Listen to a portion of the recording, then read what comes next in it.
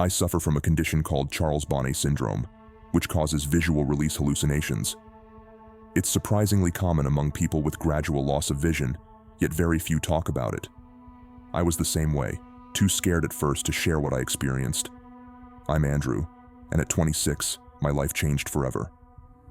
2 years ago, I awoke to find my vision painfully blurred, details and edges smudged as if Vaseline had coated my eyes. I rushed to Dr. Harper's office, terrified. After some tests, Dr. Harper diagnosed me with type 1 diabetes. He explained the condition, the need for insulin shots, and the risks involved. Then he moved on to my eyes. My diabetes had led to maculopathy, where leaking blood vessels damaged my macula, the part of my retina that helps with color and detail. The damage was irreversible. Devastated, I struggled through the next 6 months. My girlfriend, Holly, left me because my constant anger made our relationship unbearable. I lost my job as an architect, unable to work without my vision. I distanced myself from my friends, consumed by jealousy and bitterness toward them for living normal lives. I sank into a deep depression, isolating myself, neglecting basic hygiene, and abandoning any semblance of a routine. That's when I met Lois, the nurse assigned to visit me at home. She was blunt and no nonsense. "You're an asshole," she told me. Shocked, I listened as she berated me for giving up. "Losing your vision is terrible, but it's no excuse to give up," she insisted. Her words stung, but they sparked something within me. That night, I shaved, opened my curtains, and took stock of the mess I had let my life become. The next week, Lois found my place clean and me well-groomed. Without mentioning our previous argument, she took me out for coffee, guiding me along the sidewalk and reassuring me.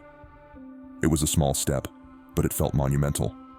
That day marked the beginning of my new life. I moved to a ground-floor apartment and joined a group for young people with visual impairments. I made friends, started going out regularly, and began to rebuild my life.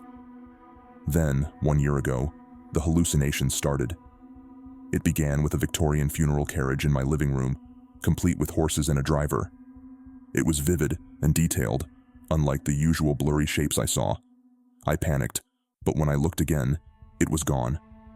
2 weeks later, a giant orange ball floated in my bathroom. Again, it vanished when I closed my eyes. These visions happened sporadically, unsettling but manageable once I understood they were mere tricks of my damaged eyes.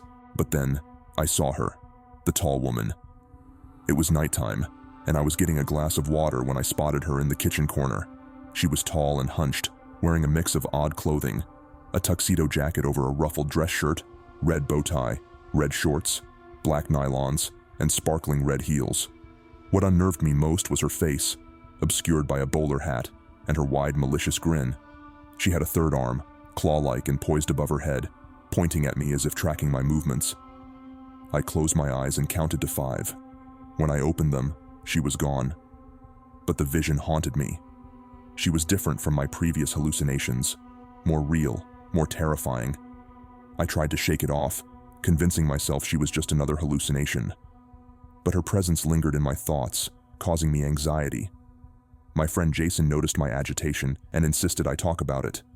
Over pizza, I described the tall woman, her unsettling appearance, and how she felt different from other visions. Jason, trying to comfort me, suggested demystifying her by giving her a name.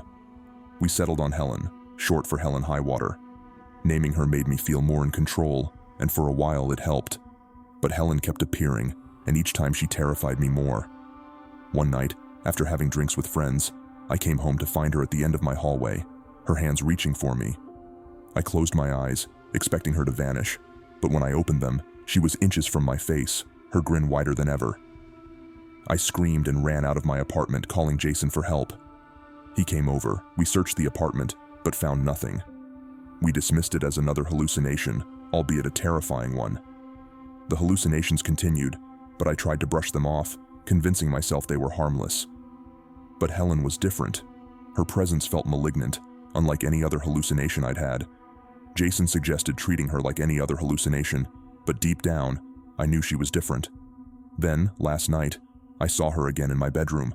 As I reached to turn off the light, I noticed her at the foot of my bed, crouching and grinning with all 3 arms now visible. I was petrified, but I decided to confront her. "You don't scare me anymore," I said, reaching for the light switch. "Good night, Helen." I turned off the light.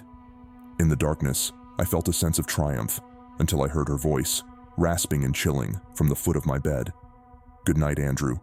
Now I sit here in the bathroom, too scared to face my apartment, knowing that Helen is not just a hallucination. Her presence, her voice, is a reality I can no longer deny. The fear of losing my mind has been replaced by the terrifying realization that Helen is something far worse than a figment of my imagination. Like, subscribe, and hit the bell icon for more.